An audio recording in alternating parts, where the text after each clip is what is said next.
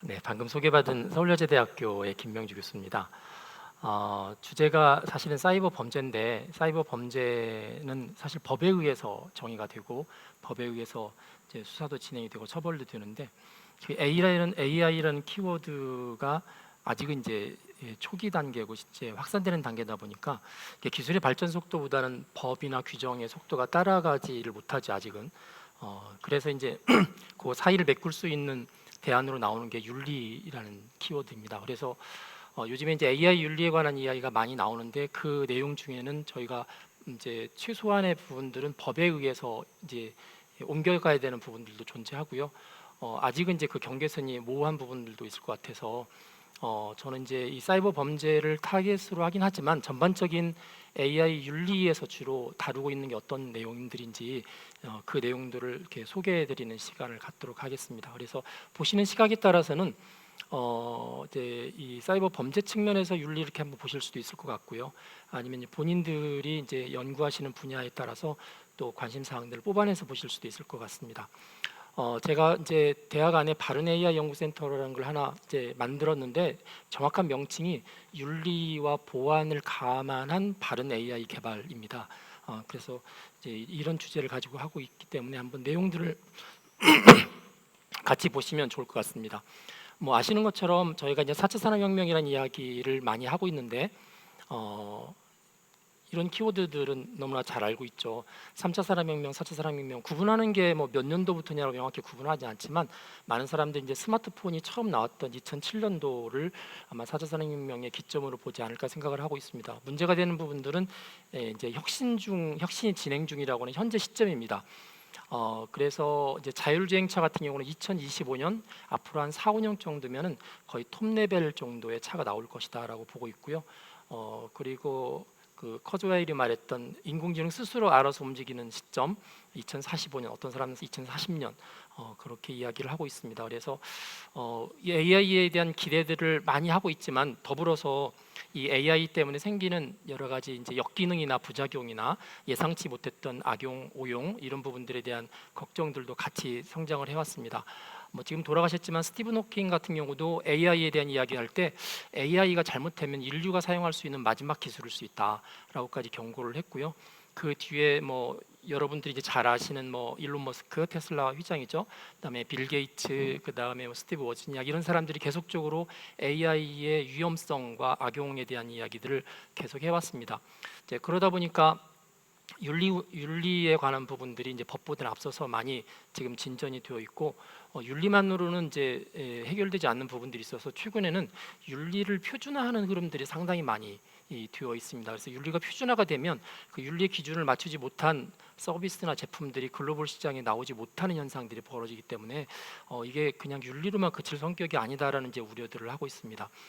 동영상 이제 틀 시간은 되지 않아서 동영상이 두 개가 있습니다. 비슷한 유튜브에 들어가셔서 자율주행 자동차 해보시면 비슷한 동영상이 두 개가 나오는데 밑에는 현대자동차에서 만들었던 2017년 차입니다. 이렇게 이제 그 드라이버가 운전을 하고 가다가 갑자기 이렇게 귀신 그 모니터가 이렇게 앞에 인형이 팍 튀어나오죠.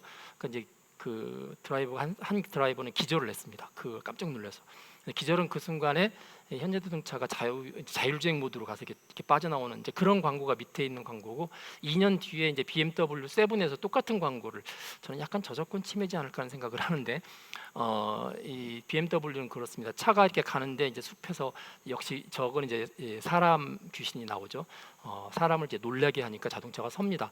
그래서 놀란 사람을 보려고 귀신이 다가와서 보니까 차에 사람이 없는 거죠. 그래서 귀신이 놀라서 도망가는 뭐 이런 근데 이게 불과 2년 3년 전에 광고가 나올 때는 저렇게 될까라고 그러는데 실제로 이제 되고 있죠.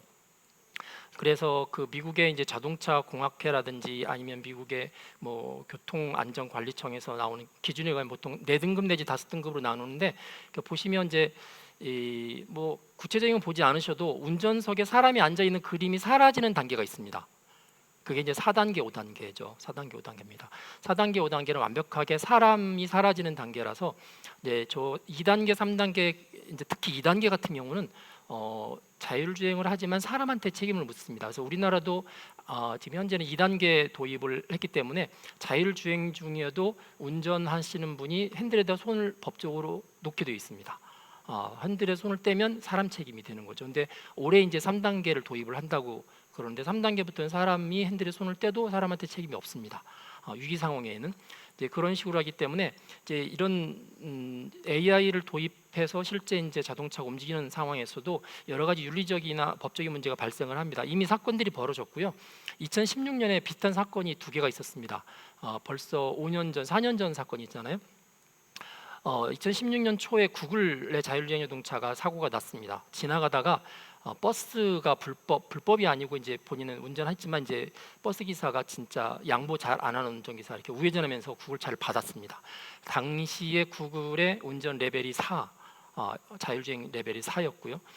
같은 해에 이제 테슬라가 이 운전을 하다가 운전사가 현장에서 죽었던 사건이 벌어졌습니다. 앞에 흰색 트레일러를 하늘로 인식해서 그냥 직진을 해버려서 그 자리에서 운전사가 죽었었는데 그 당시 레벨이 3였습니다. 자, 똑같이 자율주행차 사건인데 법원에서는 어떻게 판정을 했냐면 구글 자동차는 구글의 잘못이다라고 판단을 했고요. 이 테슬라 자동차 사건은 운전자의 잘못이라고 판정을 했습니다. 왜 그러냐면 레벨에 있었습니다. 레벨 4 정도가 되면 버스 운전사가 양보하지 않고 껴들을 거를 예상을 했어야 된다 기술적으로. 그렇기 때문에 기술의 잘못이다라고 이야기했고 레벨 3은 아직도 완전한 기술이 아닌데 그걸 운전사가 다 방심을 하고 맡긴 거의 잘못이다라고 판정을 한 거죠. 그래서 이제 이게 우리나라도 이제 지금 국토교통부에서 올해 2020년도 레벨 3 안전 기준을 마련해서 도입하겠다고 그랬고 2025년에 완전한 자율주행차가 들어온다고 그랬기 때문에 그리고 이제 35년에 되면 이렇게 무인 자율 운행 택시를 도입하겠다고 계획을 발표를 했습니다. 그러다 보면 이제 사고에 따른 책임 문제가 이제 법적으로 윤리적으로 이제 발생을 하기 시작할 것 같습니다. 이 자율주행 자동차가 예시하는 바가 굉장히 큽니다. 뭐가 크냐면 앞으로 이런 인공지능 기반의 서비스들이 대단히 많이 나올 텐데 그런 게 나왔을 때 어떤 사고가 발생하거나 그랬을 때 누가 책임질 거냐 하는 문제가 나올 것 같고요. 특히 여기는 레벨을 발표했잖아요. 예를 들면 인공지능 스피커 인공지능 스피커는 레벨이 없습니다. 그냥 인공지능 스피커죠. 근데 자율주행 자동차를 보면서 인공지능 스피커도 레벨을 좀 만들었으면 좋겠다. 어느 선까지 처리해 주는 건지 그거에 따라서 뭔가 이렇게 소비자들의 반응과 책임들이 달라질 수 있지 않을까 하는 생각을 하게 됩니다. 자, 2015년에 구글이 사진 인식하는 그런 서비스를 했는데 가운데 밑에 보시면 흑인 여자를 밑에 고릴라라고 인식을 했다가 한번 혼난 적이 있었고요. 2016 알파고가 나올 때 MSI에서는 테이봇이라는 인공지능 서비스를 했는데 이게 이제 보통 액티브 러닝이라고 해서 기본적인 학습을 시킨 다음에 추가적으로 추가 학습을 통해서 계속 인공지능이 발전해 나가는 그런 모델인데 이제 네티즌 중에 일부가 의도적으로 히틀러에 대해서 옹호하는 그런 학습을 시키는 바람에 히틀러가 유대인들을 죽이는 것은 잘한 것이다라고 테이봇이 반응하는 바람에 하루도 못 되어서 내렸던 사건이 있습니다. 결국 인공지능 서비스를 해주는데 인공지능이 어떤 특정한 사람이나 어떤 상황에 대해서 편견과 차별을 가질 수 있다는 이야기죠. 이런 것도 이제 윤리적인 문제가 나오고요. 프로퍼블리카라는 이제 이 언론 당체에서 미국 연방법원에 사용하고 있는 컴퍼스라는 이제 주로 범죄자들을 식별하는 인공지능 서비스가 있는데 그게 이렇게 차별이 있다. 인종 차별. 실제 데이터 보시면 왼쪽과 오른쪽, 왼쪽은 흑인이고 오른쪽은 왼쪽이 백인이고 오른쪽이 흑인이죠. 보시면 그 리스크 레벨이 백인이 3이 나고 흑인이 10이 나왔죠. 실제로는 3이 더 흉악범입니다. 근데 단지 흑인이기 때문에 예측치가 많이 나왔다라는 것을 이제 프로퍼블리카에서 실제 데이터를 가지고 밝혀내고 깃허브에다가 2017년에 그 관련 데이터를 다 공개했던 사건이 있습니다. 그래서 인공지능이 잘못하면 편견과 차별에 대한 부분들을 가질 수가 있고 이게 이제 법제화되면 또 심각한 문제가 발생이 되겠죠. 최근에 이제 애플이 신용카드를 만들었습니다. 애플이 신용카드를 만들어서 많은 사람들이 애플 신용카드를 썼는데 그 중에 한 사람이 자기 아내하고 자기하고 재산도 다 공유하고 있고 신용 등급도 똑같은데 그 지출 한도 신용카드를 긁을 수 있는 한도가 남편이 아내보다 10배가 많이 나왔대요. 그래서 이건 차별이다. 그랬더니 이제 스티브 워즈니악이 빌 게이츠 친구죠. 스티브 워즈니악이 그 댓글에 대해서 나도 똑같다. 나도 이렇게 나왔다. 이건 애플사에서 인공지능이 저걸 판단했다고 그러는데 여성에 관한 특별한 편견이 있나 보다라고 지적을 했던 사건입니다. 아마존이 이 직원 채용할 때 인공지능을 2014년에 썼었는데 2017년에 폐기했죠. 이 여성 차별에 관한 이슈에 휘말려서 폐기했고요. 그런 비슷한 이야기들이 계속 나오고 있습니다. 그래서 이 편견과 차별은 큰 이제 이슈 중에 하나인데 앞에 것들은 사실 일반인들이 잘 접하지 못하니까 나와 거리가 없게 뭐 상관이 없는 이야기다라고 생각하기 쉬운데 이제 인공지능 스피커는 많이 쓰고 있죠. 요즘은 뭐 몇만 원 주면 공짜로 주기도 하고 하니까 자 왼쪽에 있는 것은 이제 외국 기업들이 하는 거고요. 위에 있는 건 중국 기업들이 하는 거고요. 밑으로 내려가면 이제 우리나라 기업들이 만든 인공지능 스피커입니다. 보시면 이제 스마트폰 안에도 뭐 여러 가지 인공지능 이렇게 비서들이 많이 들어가 있는데 뭐 흔히 이야기할 때 얘들은 공정할까, 얘들은 제대로 작동하는 걸까 이야기했을 때 뭐 예를 들면 이런 거죠. 사투리로 하면 잘 알아들을까? 사투리 잘 못 알아듣습니다. 물론 사투리를 지원한다고 광고를 하고 있지만 제가 지난번에 택시를 탔을 때 택시 기사분이 경상도 분이었나 봐요. 계속 이야기를 하는데 못 찾아서 저 스마트폰 주세요. 제가 해드릴게요. 제가 하니까 금방 인식을 했습니다. 이건 차별이죠. 굉장한 차별입니다. 근데 차별 정도가 아니라 문제는 이제 저희가 AI 하다 보면 AI가 혼자 움직이는 게 아니라 이 컨테이너라는 게 있습니다. 지금 여기 AI 안에 AI가 이 스피커라는 컨테이너 안에 들어가서 이제 움직이죠. 이게 로봇 안에 들어오면 이제 AI가 이런 이제 휴머노이드 같은 이제 로봇이 되는 거잖아요. 문제는 컨테이너 자체도 IT 기계인데 얘가 보안에 문제가 있으면 AI 자체가 이제 오해받기 쉬운 건데 사실 우리 이주 교수님이 나오시긴 했지만 이주 교수님이 올해 AI 스피커 국내 대표적인 4개에 대해서 그 사실을 까발리는 기사를 썼다가 아마 호되게 당하셨죠. 네, 엄청난 취약점이 뭐 300개 이상, 보통 300개 이상 있기 때문에 저 AI 스피커에다가 사생활 이야기 다 했다가 나중에 다 빠져나갈 수 있다, 뭐 이렇게 이야기했는데 결국은 이제 AI도 AI 자체와 AI를 포함하고 있는 컨테이너 IT 장비의 문제에 의해서 상당한 이제 뭐 사생활 침해, 그다음에 여러 가지 해킹 이런 문제들이 발생할 수 있다는 것을 이미 예고를 하고 있는 거라고 볼 수 있을 것 같습니다. 그래서 윤리에서는 흔히 말할 때 이제 포용성이라고 이야기합니다. 포용성. 그러니까 표준어를 쓰는 사람들만 AI 서비스를 잘 이용할 수 있으면 그건 포용적인 AI 서비스가 아니다라고 이야기를 하고 있죠. 그래서 이제 이런 부분도 윤리한 이슈가 되는 거고요. 이제 공존 관계입니다. 이게 이제 앞으로 인공지능과 사람은 공존하는 시대가 올 거다라고 이야기하는데 이 공존에 관해서 굉장히 중요한 인식 차이가 있습니다. 예를 들면 위에 있는 혹시 개 종류를 아십니까? 이게 올드 잉글리시 쉽독이라고 그래서 흔히 많이 보는 개인데 실제 저 개가 2016년에 전라북도 익산에서 한번 이렇게 주인을 떠나서 떠돌다가 동네에 있는 어른 3명인가 4명이서 잡아다가 드셨습니다. 그 주인이 밑에 목격자를 찾습니다라고 이렇게 현수막을 붙여서 살해하겠습니다. 그래서 결국은 경찰이 수사에 나서서 CCTV를 봐가지고 저 잉글리시 골드 십독을 먹었던 4명을 잡았죠. 잡았는데 문제는 이제 변상이 있죠. 이 손해보상 어떻게 처리를 할 거냐. 근데 주인은 저게 반려견이라는 겁니다. 반려견, 자기 가족이라는 거죠. 자기 가족을 죽였는데 저걸 먹었던 사람들은 말 그대로 보신탕 근수로 이렇게 계산해서 주려고 했고 주인은 가족을 죽였기 때문에 정신적 피해까지 해서 엄청난 손해를 요구했던 건데 자 이게 똑같이 AI에도 이제 적용이 될 수 있다는 겁니다. 공존관계에 있어서 바라보는 시각이 달라진다는 얘기도 위에 그림은 로미보라는 일종의 이제 아이들과의 소셜 로봇인데요. 특별히 MIT에서 만들었던 교육도 시켜주면서 특히 자폐아들 저기 오티즘이라고 나와 있는데 그 자폐아들하고 대화를 하면서 교육시켜준 로봇인데 이 자폐아들 위한 교육 로봇들이 밑에도 나와 있습니다. 이 나오 말고 저 밑에 마일로 같은 경우도 특히 자폐 아이들을 위한 교육 로봇인데 자폐아 전문 선생님들이 아이들하고 교육을 하게 되면 집중률이 보통 10% 미만이래요. 근데 저 마일로 같은 집중률이 80%까지 올라갑니다. 그러니까 아이들이 저 로봇을 뭘로 생각하냐면 그냥 반려견처럼 자기 가족이에요. 자기 가족. 그렇기 때문에 저런 거를 한 번은 저 로미보와 관련된 일화인데 아이한테 저거를 사주고 어머니가 청소하다가 발로 이렇게 거실에서 살짝 밀고 청소기를 했다가 아이가 그걸 보고 막 엄마에 대해서 막 대항을 했던 그러니까 이제 인식 차이죠. 공존하는데 어떻게 인식하느냐의 차이인데 이게 아이만의 문제가 아닙니다. 아이만의 문제가 아니라 지금 보시는 것처럼 자, 이제 소피, 이제 잠깐 이야기하면 소피아라는 소셜 로봇이 나왔는데 일반적인 어른으로서 대화가 가능하게끔 만드는 건데, 이게 홍콩에서 만들었던 건데 2017년에 사우디아라비아에서 사우디아라비아의 시민권 얻어서 굉장히 이슈가 됐던 거고, 우리나라에도 한번 왔었죠. 한복 입고 대화했던 부분이 있는데, 이제 소셜 로봇이 친해지면 친구 이상이 되는 거죠. 친구 이상이 되고, 위에 있는 것은 일본에서 나온 게이트 박스라는 건데, 빈쿨러라는 회사에서 만들었는데 작년 재작년인가 라인에서 인수를 했습니다. 그래서 네이버의 AI가 저 안에 깔리게 되는데, 문제는 저게 홀로그램입니다. 홀로그램이고 우리나라 돈으로 한 200만 원 정도에 팔리는 건데, 현재는 이렇게 아스마 히카리라는 약간 녹색으로 되어 있는 피규어가 들어가 있는데, 지금 이제 5개의 피규어가 이렇게 따로 들어가 있고요. 앱으로 연동돼서 하는데, 문제는 일본 청년들의 머스트 아이템 1위입니다.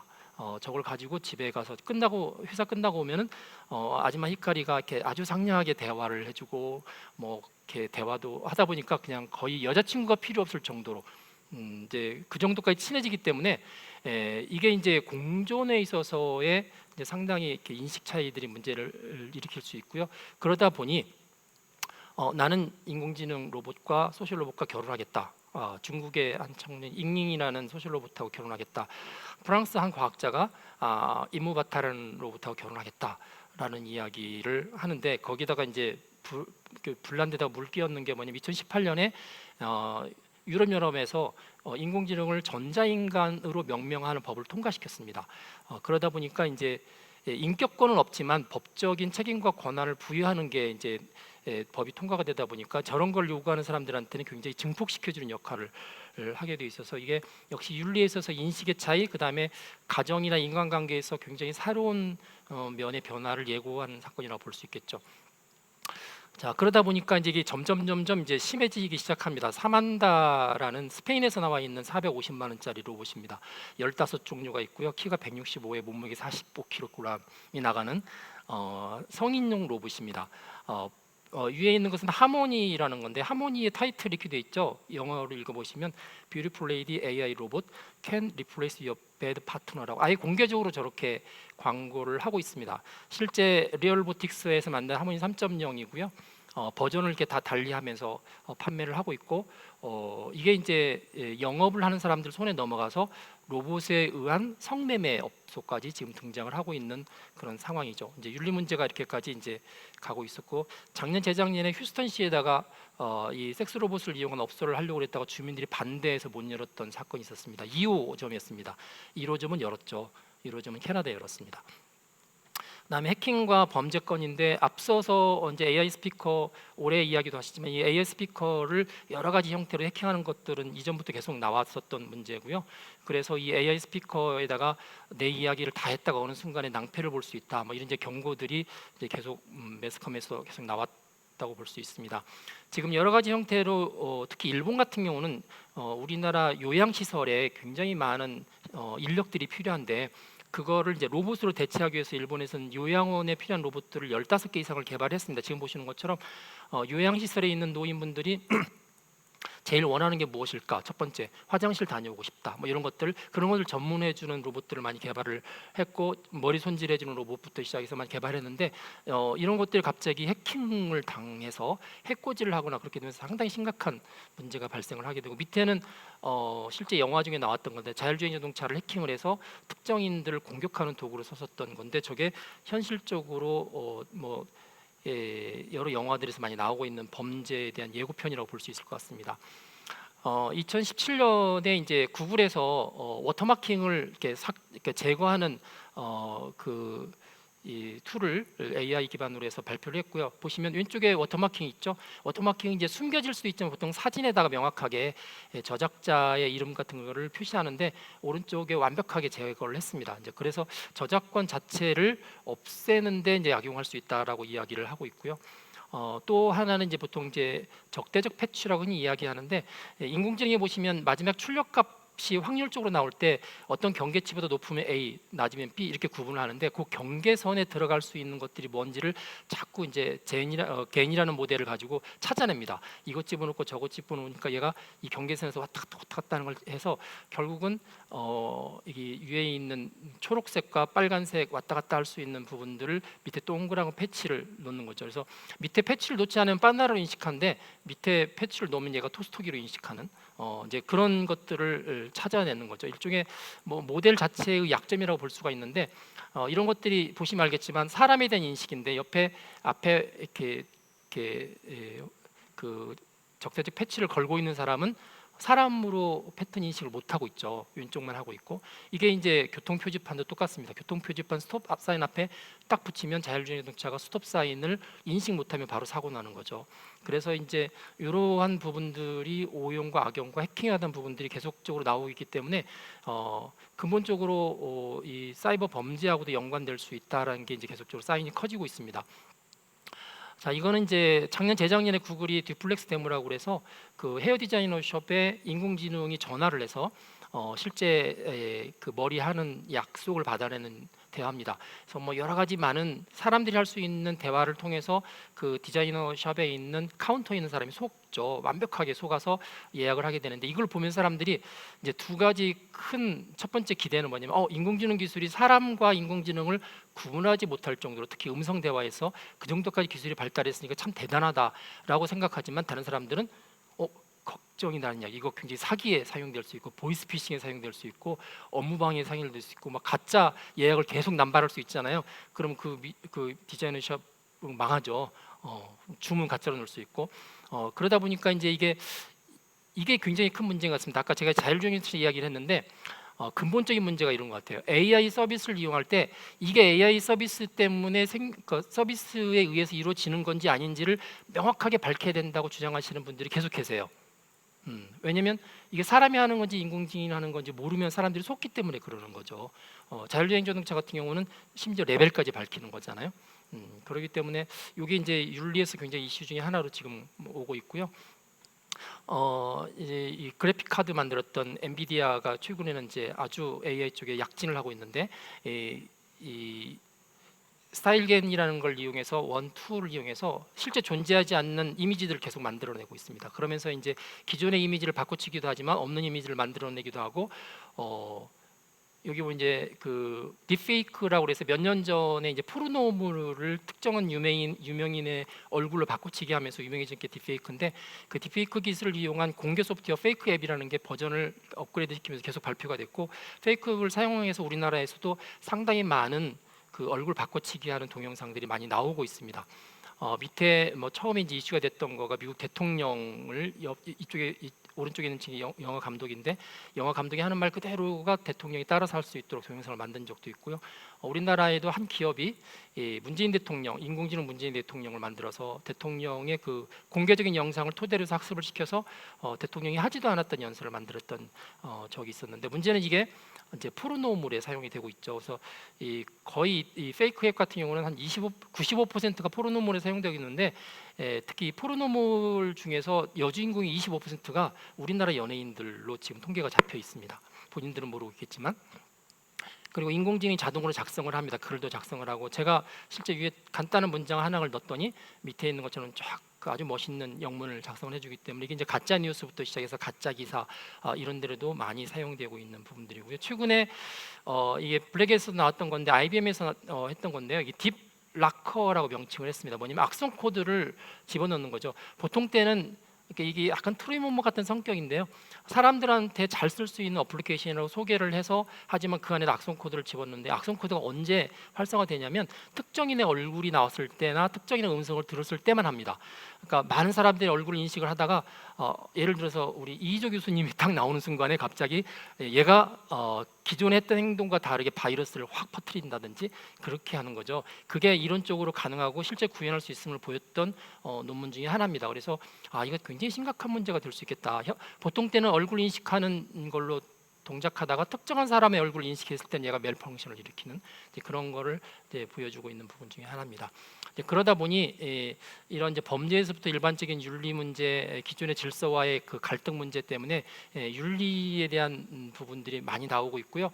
특히 기존의 윤리 그러면 이제 우리가 전통적인 윤리도 있지만 최근에는 인터넷 윤리를 많이 이야기하지 않습니까? 근데 인터넷 윤리는 주로 네티즌을 중심으로 한 윤리가 상당히 많이 있는데 AI는 이제 그런 네티즌 이용자보다는 아직도 개발주의이기 때문에 개발자 윤리가 상당히 많이 포커싱이 맞춰져 있고요. 그걸 이제 도입할 때 영향 평가 같은 걸 통해서 도입자 윤리 그리고 역시 현명한 사용자들을 위한 이용자 윤리 이런 부분들을 많이 다루고 있습니다.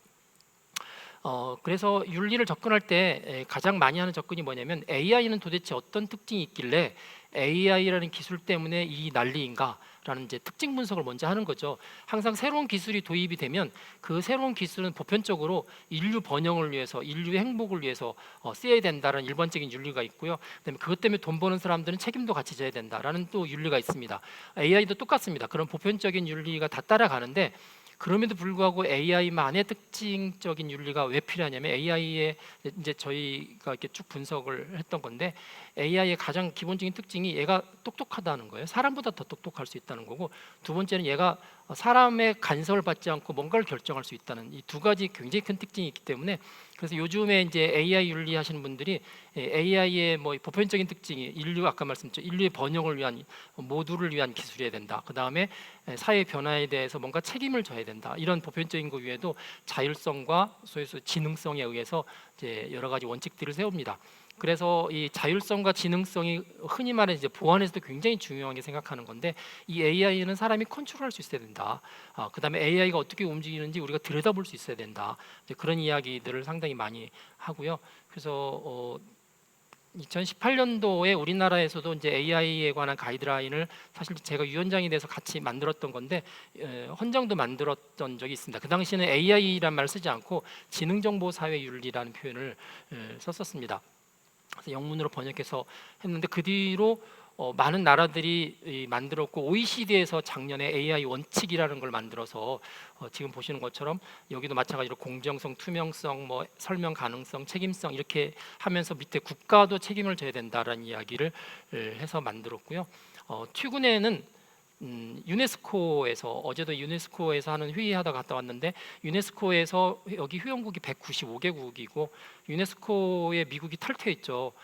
탈퇴했음에도 불구하고 유네스코는 이제 자기의 길을 가기 때문에 유네스코에서 AI 윤리 권고안을 만들었는데 그 권고안의 문장이 전부 111개입니다. 111개. 111개의 그 패러그래프로 되어 있는데 그 안에 보시면 똑같습니다. 그룹 1은 일반적인 기술로서의 책무성을 다룬 윤리가 있고요. 그룹 2는 AI 특징 때문에 생기는 거. 그 안에 들어가 보시면 시큐리티 문제가 나옵니다. 보안 문제부터 시작해서 세이프티 문제, 그 다음에 신뢰성 문제, 트러스트워시 문제들이 다 나와 있습니다.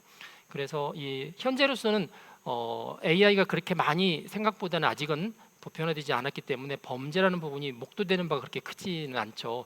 아직도 가능성을 가지고 이야기하고 있어서 그래서 법이라는 부분이 아직은 쫓아가지 않은 상태이기 때문에 이 윤리 안에서 앞으로의 사이버 범죄라는 이런 부분이 핫파트로 지금 다뤄지고 있고요. 그리고 이제 이게 사건화되고 문제가 생기면 이제 아마 그 부분부터 법제화되기 시작하지 않을까라고 생각을 하고 있습니다. 말씀을 드리면 이제 결론적으로 그렇습니다. 큰 변화가 당연히 예상이 되고 사이버 범죄에 있어서도 앞에 그 강의하신 분이 말씀해 주셨지만 일반적으로 범죄하시는 분들도 새로운 기술을 쓰는 걸 대단히 좋아하기 때문에 AI를 이용해서 범죄에 대한 활용하려는 시도는 대단히 많고 마찬가지로 방어하거나 발견하거나 예방하거나 이런 부분도 범죄에 대해서 마찬가지 지금 연구를 하고 있습니다. 뭐 악성 코드 같은 경우도 시그너처 기반으로 해서 보통 악성 코드를 발견하는데 그 악성 코드에 감염되어 있는 파일 전체를 이제 이미지로 바꾼다든지 아니면 어떤 경우는 소리로 바꿔서 정상적인 소리와 바이러스에 감염된 파일의 소리를 이렇게 비교해서 머신러닝에 의해서 찾아내는 그런 연구들도 최근에 이제 많이 이루어지고 있습니다. 이제 문제는 이게 아직 현실화되지 않았기 때문에 상상력이 굉장히 많이 필요하고요.